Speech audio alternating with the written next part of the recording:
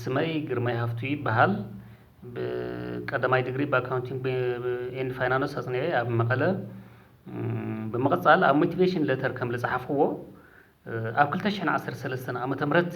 ኣብ ሰሜን ኢትዮጵያ ኣብ ተኻየደ ኩናት ብፍላይ ኣብ ትግራይ ከቢድ ጉድኣት እዩ ኣስዒቡ ከቢድ ሳዕቤን እዩ ኣስዒቡ ኣብ ትግራይ ኣብ መሰረተ ልምዓት ፋብሪካታት ከቢድ ዕንወት ኣስዒቡ ወዲሞን ፋብሪካታት ትግራይ ሙሉ በሙሉ ወዲሙ ብዙሕ ህዝቢ እውን ካብ ቤት ንብረቱ ተፈናቂሉ ኣይድብታት ይርከብ ብሰንኪ ጥሜት ህፃውንቲ ብዙሓት ሞይቶም ኣዴታት ኣቦታት ብሰንኪ ጥሜት ብዙሓት ሞይቶም ስለዚ ብመሰረቱ መሰረተ ልምዓት ትግራይ ሪኮንስትራክሽን ኣብ ትግራይ ክካየድ ነዚ ክኾን ዝኽእል ኢኮኖሚ ትግራይ ክመሓየሽን ናብ ልሕሸ ብርኪ ከንሰዓርርን ኣለዎ ነዚ ከዓ ፖሊሲ ኢኮኖሚ ክመሓየሽ ኣለዎ ፖሊሲ ኢኮኖሚ ክመሓየሽ እንተኮይኑ ኣብ መጽናዕትን ፖሊሲን ዝተመርኮሰ ክኾን እኒአዎ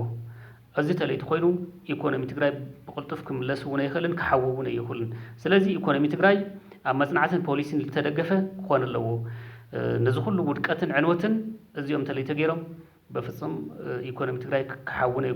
ኣይኽእልን ኣብ ቅልጡፍ ስለዚ ከምናተይ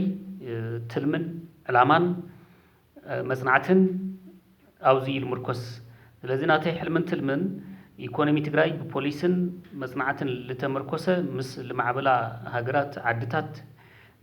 ተመክሮ ብምቕሳም ተመክሮ ብምልውዋጥ ኢኮኖሚ ዓድና ክመሓየሽን ክዓብን ናይ ምግባር ትኽእሉ ኣለና ስለዚ